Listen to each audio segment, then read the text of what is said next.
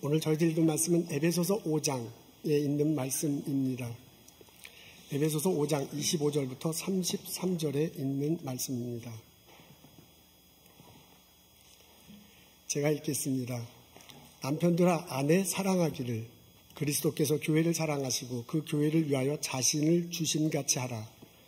이는 곧 물로 씻어 말씀으로 깨끗하게 하사 거룩하게 하시고 자기 앞에 영광스러운 교회를 세우사 티나 주림 잡힌 것이나 이런 것들이 없이 거룩하고 흠이 없게 하려 하시니라. 이와 같이 남편들도 자기 아내 사랑하기를 자기 자신과 같이 할지니 자기 아내를 사랑하는 자는 자기를 사랑하는 것이라. 누구든지 언제나 자기 육체를 미워하지 않고 오직 양육하여 보호하기를 그리스도께서 교회에게 함과 같이 하나니 우리는 그 몸의 지체임이라. 그러므로 사람이 부모를 떠나 그의 아내와 합하여 그 둘이 한 육체가 될지니 이 비밀이 크도다. 나는 그리스도와 교회에 대해서 말하노라. 그러나 너희도 각각 자기의 아내 사랑하기를 자신같이 하고 아내도 자기 남편을 존경하라. 아멘. 오늘 저희들이 읽은 본문은 결혼식 축사에서 자주 인용되는 구절입니다. 신랑 신부는 건성건성 듣지요. 그리고 참석한 사람도 그런가 보다 합니다. 얼른뚱땅 결혼식 마치고 결혼식 마치고 밖으로 나가죠.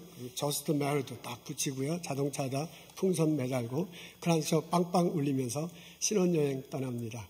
이 광경을 보는 것만으로도 즐겁고 마음 한편은 기쁨이 듭니다.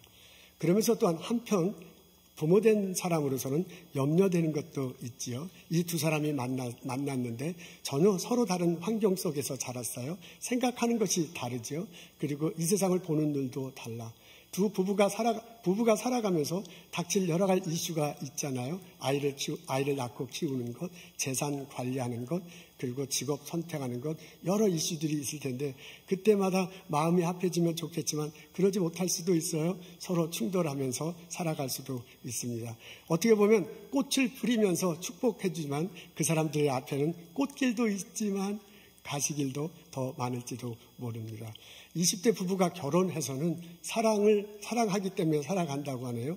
30대 부부는 사랑하는 것을 지키기 위해서 살아간다는 거군요. 정말 그렇습니까? 40대 부부는 노력하면서 살고요. 50대 부부는 포기하고 산대. 그리고 60대 부부는 불쌍해서 살아준다는데 정말 그렇습니까? 제가 불쌍해서 사는지 잘 모르겠어요. 나 궁금한데 70대, 80대는 안 나왔더라고요. 70대, 80대는 무엇으로 사는가? 이따 속회 때 물어볼 테니까 좀 저에게 알려주면 좋겠습니다. 예수 믿는 우리들, 예수 안에서 남편과 아내로 만난 우리들은 무엇으로 살아가고 있습니까? 오늘 저희들은 에베소서 5장에 있는 말씀 읽습니다. 바울이 말하기를 남편과 아내 사이에는 비밀이 있도다. 근데 그 비밀이 얼마나 큰지 모르겠다라고 말합니다. 31절에 우리 다 같이 읽겠습니다. 앞에 있죠. 다 같이 읽겠습니다. 시작. 이러므로 사람이 부모를 떠나 그 아내와 합하여 그 둘이 한 육체가 될지니 비밀이 크도다. 내가 그리스도와 교회에 대해서 말하노라 그랬습니다. 비밀이 크도다 그랬습니다. 큰 비밀이 있는데 그 앞에 남편과 그러니까 사람이 부모 떠나 아내와 합한다고 그랬죠. 결혼하는 걸 얘기하는 거예요. 남편과 아내가 있는데 비밀이 크도다라는 말하기 전에 남편과 아내의 관계를 말했네요. 그 다음에 큰 비밀이 있도다 하고 그 다음에 내가 그리스도와 교회에 대해서 말한다라고 그렇게 적혀 있습니다. 그러니까 바울이 말하는 건 큰 비밀이 있는데 이 비밀이 그리스도와 교회의 관계 속에서 있는 거고요. 그러면서 또한 남편과 아내 사이에 있는 그 어떤 거야. 그래서 이 두 개는 떨어진 게 아니라 비밀을 같이 나누는 관계네요. 비밀의 통로가 있어요. 비밀의 창고가 있어. 그래서 그 둘이 연결되어 있습니다. 그 비밀이 무엇인가? 바울이 밝힙니다. 앞부분에 보면 이렇게 나오네요. 오늘은 성경 구절을 여러 군절 읽을 텐데 지금은 제가 읽을게요. 25절에 이렇게 나와. 남편들아 아내 사랑하기를 그리스도께서 교회를 사랑하시고 위하여 자신을 주신같이 하라라고 그렇게 말합니다. 남편이 아내를 사랑하는 건데 그건 남편이 아내를 어떻게 사랑하는가 하면 그리스도께서 교회를 사랑하시고 위해서 주는 관계예요. 여기 비밀이 있어요. 한쪽은 남편과 아내예요. 한쪽은 그리스도와 교회인데 그리스도와 교회의 관계를 통해서 비밀을 풀어가는 거예요. 어떤 비밀인가? 근데 그리스도와 교회의 관계인데 이 교회는 신약에서 교회는 우리 다 같이 예수 믿는 사람들이 모인 게 교회이면서 동시에 예수 믿는 내가 성전이잖아요. 그러니까 여기서 말하는 교회는 나 개인이기도 하고 우리가 모여있는 우리 공동체이기도 합니다. 그리스도와 교회의 관계 속에서 그 어떤 것이 비밀로 이쪽에 영향을 줘요. 근데 이제 그리스도와 교회의 관계 속에 나타나는 게 뭐냐면 사랑과 자신을 주심이라 그랬습니다. 자신을 준다. 그럼 우리 벌써 다 알죠? 이건 사랑과 희생이야. 그리스도와 교회의 관계가 어떻게 해서 성장됐냐? 그리스도가 교회를 위해서 사랑하고 헌신했기 때문에 희생했기 때문에 이게 형성된 거로 우리 다 알고 있지요. 예수님 이 땅에 오셨습니다. 자신을 십자가에 달리시고 돌아가시고 부활하셨습니다. 승천하셨습니다. 그러므로 우리의 죄가 용서되고요. 의롭게 되고 하늘로 갈 수 있는 길을 열어주셨어요. 구원의 길을 열어주셨습니다. 이게 어떻게 해서 가능했느냐? 하늘에 계신 예수님이 이 땅에 오셔서 본인이 돌아가시고 본인이 고통당하고 돌아가셨기 때문에 그래 가능한 거지요. 그분의 희생으로 가능한 거예요. 그분이 이 희생을 왜 하셨느냐? 우리를 사랑하시기 때문이야. 하나님이 세상을 이처럼 사랑하사 독생자를 주셨으니 그랬습니다. 그러니까 우리에게 구원의 길이 열린 것은 그래서 예수 믿는 사람들이 교회에서 모인 것은 그리스도와 교회의 관계는 예수님이 우리에게 보여주신 희생과 사랑과의 관계 때문에 이게 형성된 거예요. 사랑하는 마음, 희생하는 방법으로 그리스도와 교회의 관계가 형성돼 있어. 이걸 좀 더 풀어서 26절과 26절은 7절은 이렇게 말했네요. 이는 곧 물로 씻어 말씀으로 깨끗하게 하사 거룩하게 하시고 자기 앞에 영광스러운 교회를 세우사 티나 주름 잡힌 거나 이런 것들이 없이 거룩하고 흠이 없게 하려 하심이라 그랬습니다. 그리스도가 교회를 그 교회의 나를 사랑하고 희생한다는데 그 원칙을 좀 더 자세히 풀어놓은 게 이거예요. 이걸 동사만 보면 씻는다, 깨끗하게 한다, 거룩하게 한다, 영광스럽게 한다, 티나 주부름 잡힌 것이 없게 한다. 이런 동사들이 나옵니다. 이 동사들을 묵상하면요. 우리 어린 베이비들을 씻는 그런 생각이나 저는 아들이 하나예요. 딸이 없어서 참 섭섭해요. 근데 그 아들 막 태어나서 이제 1살, 2살 때 목욕 시키잖아요. 제가 이 장면 묵상할 때 그게 생각나. 아주 조그만 베이비들 그냥 이렇게 걸어 다니는 게 아니라 기어 다니죠. 먹을 거 주면 잘 못 먹잖아요. 그래서 여기에 막 흘려. 우유 묻고 먹은 거 같고요. 걸어 다니면서 이게 때도 있고요. 이제 묻은 게 있죠. 그리고 이제 땀 냄새도 막 나고 그냥 애한테.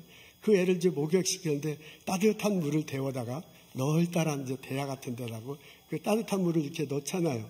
따뜻한 물을 넣고 난 다음에 이제 애를 거기다 두면 우리 아들은 얼마나 좋아했는지 몰라. 근데 거기에 노란 그 오리 있죠. 노란 오리. 그걸 이렇게 대주면 그거 오리 갖고 참 보는 걸 좋아했습니다.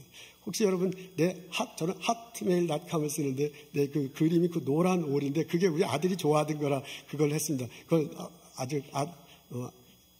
제가 이제 그걸 할 정도예요. 그게 아주 기억이 많이 납니다. 그럼 이제 그 아들 물로 씻어주잖아요. 그 다음에 비누로, 향기 나는 비누로 깨끗하게 해요. 그 다음에 다시 씻겨. 그리고 밑에다가 타올을 뒤에 넓은 타올 놓고 이 아들 들어서 물로 수건으로 닦아줘. 그러고 난 다음에 뭐 하는 거예요? 여러분 다 아시잖아요. 아이고 우리 아들 얼마나 컸냐? 얼마나 몸무게 나느냐? 하고 이렇게 들어보잖아요. 우리 딸은 어떻게 하는지 모르겠는데 자기가 섭섭해. 아들은 그래요. 그 다음에 내려놓고 그 다음에 그 옷 입히자. 옷 입히면서 너 막 기어다니지 말고 구겨지면 안 돼. 그렇게 하면 애가 좋아갖고 막 또 기어다니고 꾸기고 그러잖아요. 그런 게 생각나. 이게 이 말씀을 보면 예수님이 교회 공동체를 이렇게 하는 것 같아요. 예수님이 씻어주신대요. 보혈의 피로 우리 죄 씻어주시죠. 말씀으로 깨끗해 하시고 거룩하게 하신대요. 그리고 우리를 영광으로 한대요. 우리 아들 잘 많이 한 그것처럼 예수님이 나를 영광스럽게 프라이드 여기는 거예요. 아이고, 이거 내 아들이다, 우리 내 딸이다. 그렇게 한다는 거죠. 그리고 그러고 난 다음에 흠이 없고 티 없이 살아가도록 한대. 이게 바울이 자주 하는 거잖아요. 예수님 다시 재림하셨을 때 책망받을 것이 없는 자로 만들어주신다. 이게 바울의 표현이잖아요. 이제 예수님 안에서 성숙해 나가는 거예요. 그렇게 하도록 하겠대. 우리 아들 키우는 거하고 딸 키우는 거하고 아주 비슷해요. 그렇게 그리스도와 교회의 관계, 교회에 구성되어 있는 예수님과 나와의 관계가 그렇다는 거예요. 마음은 사랑이야. 방법은 희생이야. 좀 더 구체적으로 하면 예수 그리스도가 죄로 인해 보혈의 피로 우리의 죄를 씻어줘. 말씀으로 깨끗하게 하고 말씀으로 거룩하게 해요. 그리고 나는 보잘것 없지만, 나는 예수님 앞에 별로 없지만 나를 자랑스럽게, 우리 아들 우리 딸이야. 이거는 우리 교회 자랑스럽게 여겨요. 그리고 책망받을 것이 없으라로 티 없이 흠 없이 계속해서 살아가도록 한답니다. 아멘, 할렐루야. 이게요, 그리스도와 교회의 관계 속에서 나오는 영적인 다이내믹이야. 이게 비밀이야.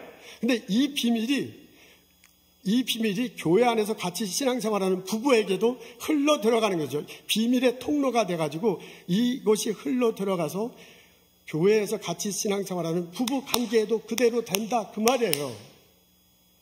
예수 그리스도의 사랑이 발전소가 되는 거죠. 거기서 나오는 빛과 에너지가 교회 안에 퍼져서 예수 그리스도의 사랑이 빛과 에너지로 쫙 밝히고 있을 때, 그 교회에서 함께 신앙생활하는 부부가 그 빛을 받아서요, 부부와 부부 상관 속에서도 이 에너지와 빛이 들어가는 거예요.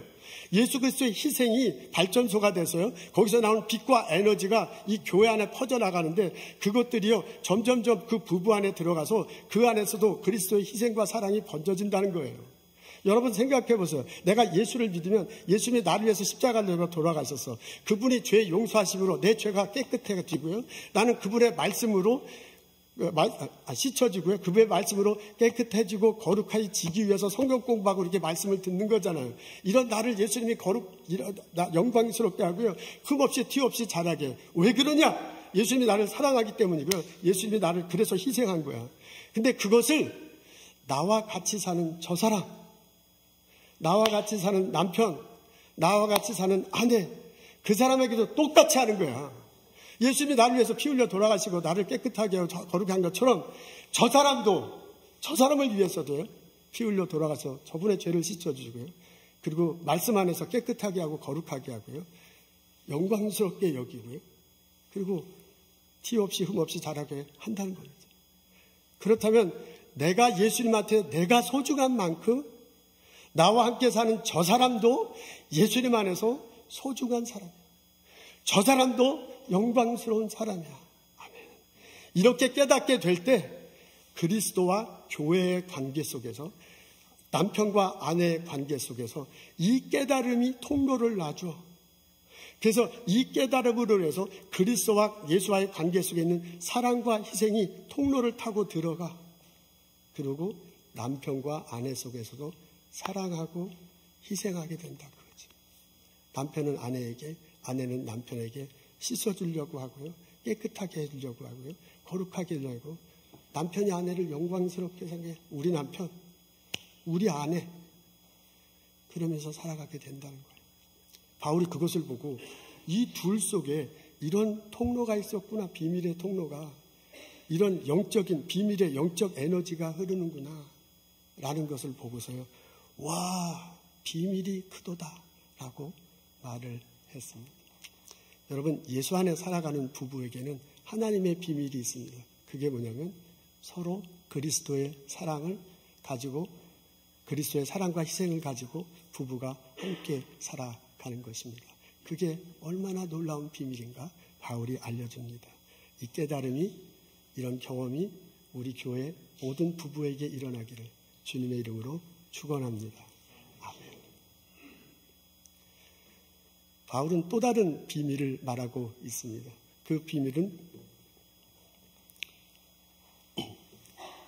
이렇게 얘기하고요, 비밀이 크도다 그러고 다음 거는요, 그리스도와 교회 관계에서 비밀을 찾았습니다.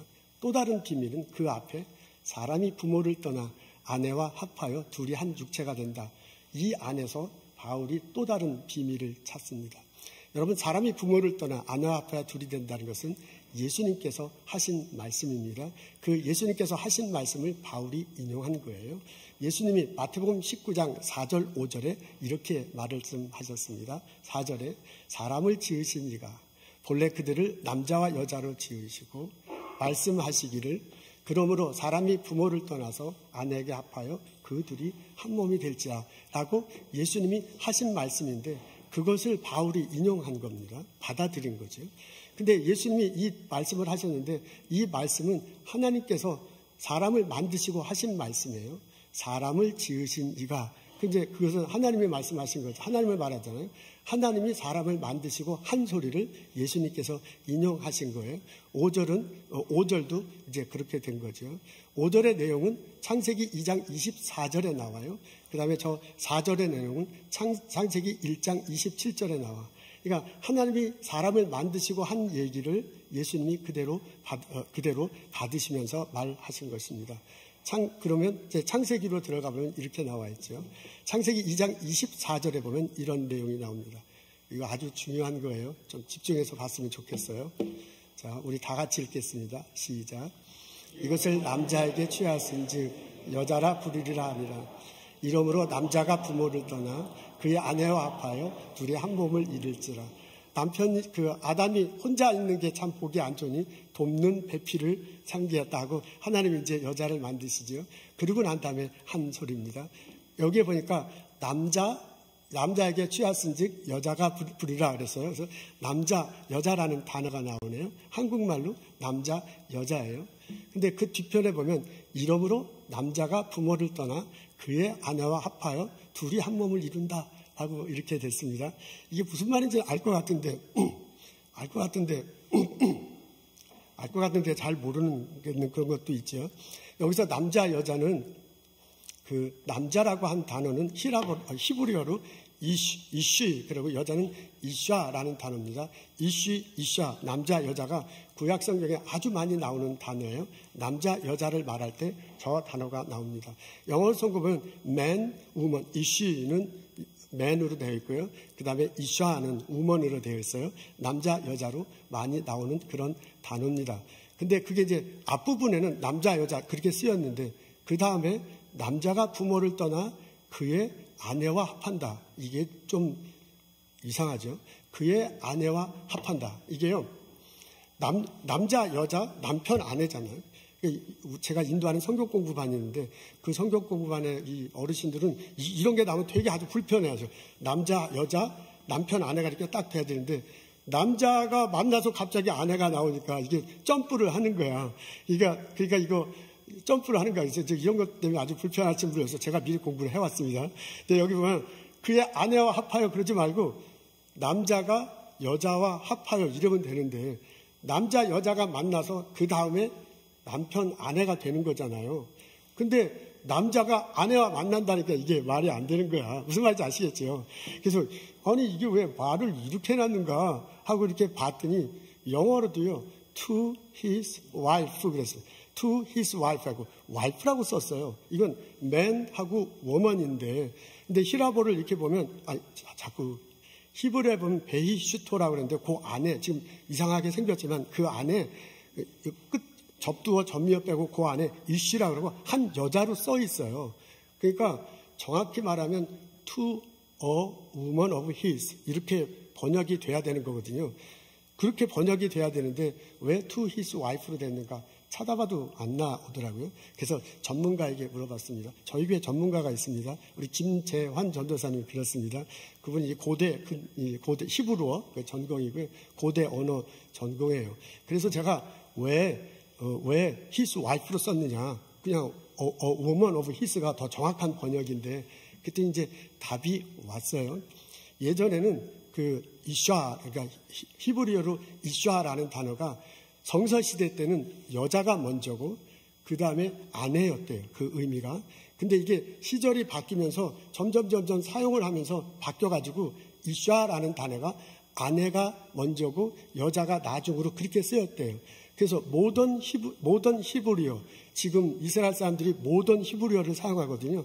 그 사람들은 아내를 이샤라고 부른대요. 그러니까 지금 이샤를 아내로 하니까 번역할 때 그 여자로 안 하고 아내로 그렇게 번역한 겁니다. 헷갈립니다. 무슨 소리입니까? 그렇게 하실 수도 있는데요.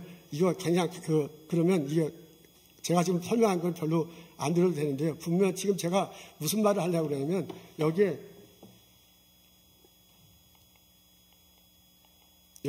남자가 부모를 떠나 그네 아파한 이 문장이 이 문장이 남자가 여자를 만난 거다. 그걸 지금 설명하려고 하는 겁니다.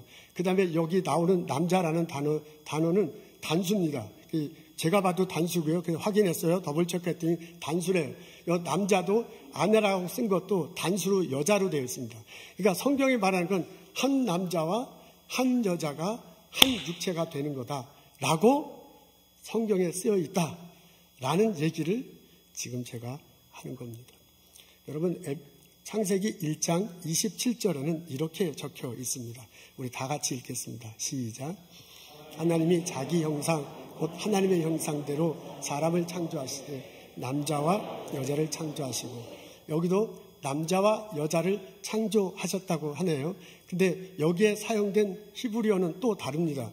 여기서 남자는 자카르라는 단어를 사용했고 여자는 네케바라는 단어를 사용했어요. 근데 사실 저는 이샤로 사용한 줄 알았어요. 근데 한 몇 주 전에 우리 김지한 전사하고 이렇게 토론하는 과정 중에 창세기 1장 27절에는 다른 단어가 쓰여 있다 그래서 제가 이제 깜짝 놀랐습니다. 우리 전도사는 아는데 담임 목사는 모르는 이런 불상사가 발생했어요. 그래서 그때는 말 못하고 나중에 이제 와서 집에 와서 공부를 해보니까 진짜 다른 단어가 써 있네요. 보통 구약에는 거의 이샤가 더 써 있는데 여기만 자카르, 네케바 하고서 다른 단어가 쓰여 있습니다. 그리고 영어로 보니까 여기는 영어 성경엔 메일, 피메일로 번역이 되어 있어요. 그래서 제가 이렇게 쭉 이제 공부를 하고 그다음에 김지한 전사한테 다시 연락을 했습니다. 왜 여기 다른 단어를 썼냐? 다른 히브리어에 나오는 단어가 있는데 왜 이걸 다르게 썼냐? 그러니까 여기에 나오는 남자, 여자에 쓴 단어는 남성, 여성, 성이 이렇게 많이 강조된 그런 단어래요. 그러니까 자카르를 남자로 번역했지만은 남성, 수컷 이런 의미가 더 많이 있는 거랍니다. 네케바를 여자로 번역했지만은 여성, 암컷 이런 의미가 더 많다는 거예요. 그래서 제가 그 말을 듣고 그러면 이걸 글로 쓰는 건 아니지만 교인들한테 설명할 때 요 자카르, 요 남자라고 이렇게 쓴 거를 그러니까 수컷 동물로서의 남성이란 뜻을 갖고 있는 거다. 그러니까 여자라고 쓴 이걸 원래 히브리어에는 암컷 동물로서의 여성이라는 의미가 있는 것이다. 이렇게 설명해도 되냐고 하니까 히브리 단어를 뉘앙스를 아주 잘 맞춰서 설명한 거라고 제가 칭찬을 받았습니다. 할렐루야. 여기 남자 여자는 우리들이 알고 있는 남자 여자가 아니네요. 그러니까 수컷 동물과 암컷 동물들이 만나서 새끼를 낳잖아요. 남자와 여자가 해서 자녀를 낳잖아요. 그것을 나타내는 뜻이 담겨 있다고 합니다. 아멘. 할렐루야. 여러분, 하나님 형상을 닮았다. 창세기 1장 27절 우리 많이 알고 있고 외우고 있는 거예요.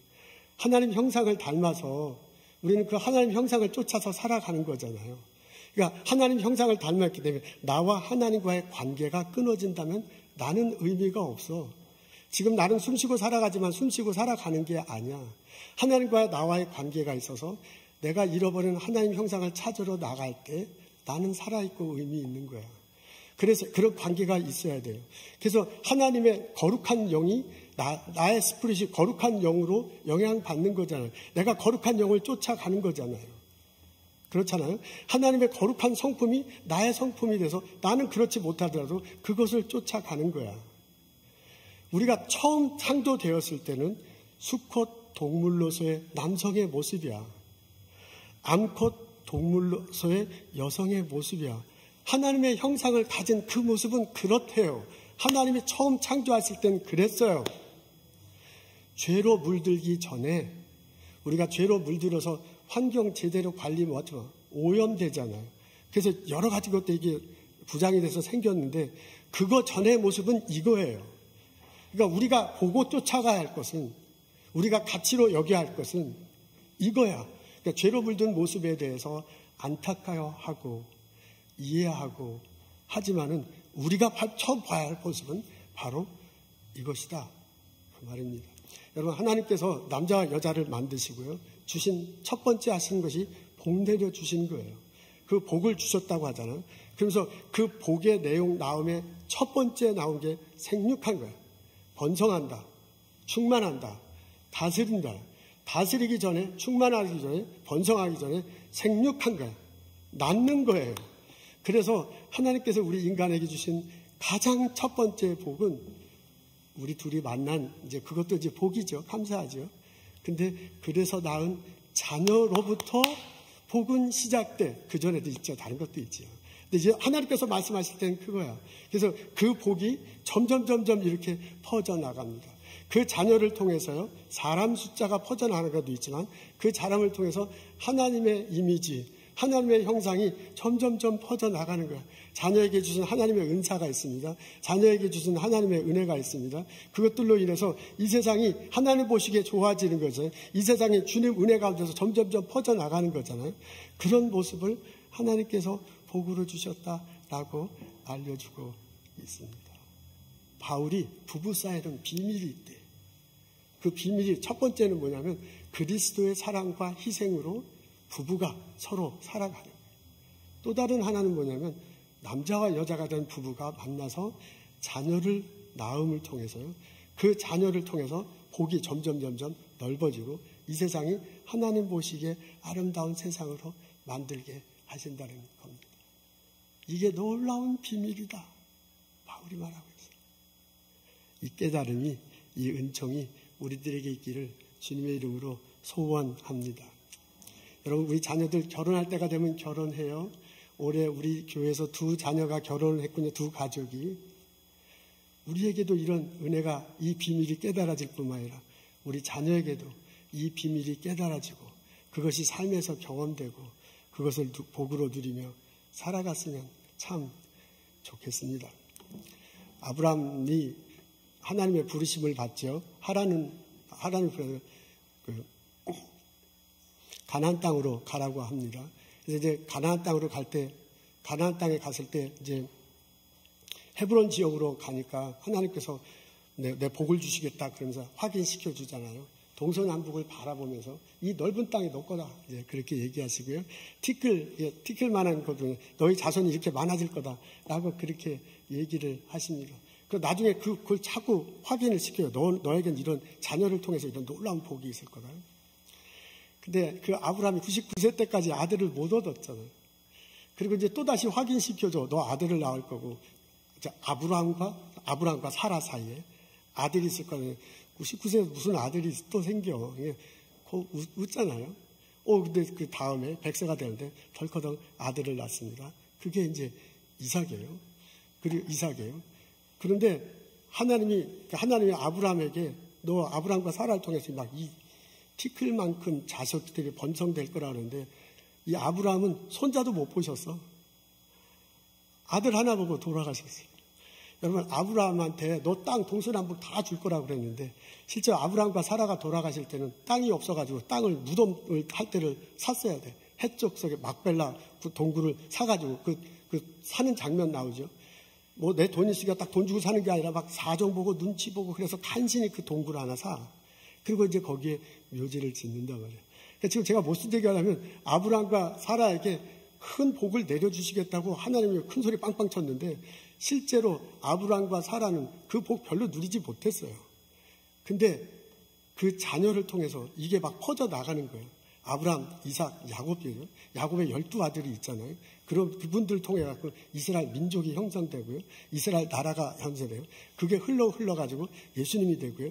예수 믿는 사람들로 인해서 점점 믿음 안에서 아브라함 자손들이 막 생겨나가는 거예요. 그러면서 이 전 세계에 흩어나가잖아요. 아브라함은 자신은 하나님이 약속하신 그 축복을 별로 누리지 못했어. 그렇지만 하나님의 약속은 변하지 않고 그 자녀를 통해서 이어지고 그리고 내려갔습니다. 예수님 안에서 한 남자와 한 여자가 만나 결혼하는 것은 참 큰 축복입니다. 바울은 비밀이 있도다 라고 그렇게 얘기하네요. 예수를 만난 그 두 부부 안에 그리스도의 사랑과 희생이 담겨 있고, 이 두 부부가 만나서 자녀를 통해서 하나님이 내려주는 복이 계속해서 이 땅에 퍼져나가는 거예요. 이런 깨달음이 우리들에게 있으면 참 좋겠습니다.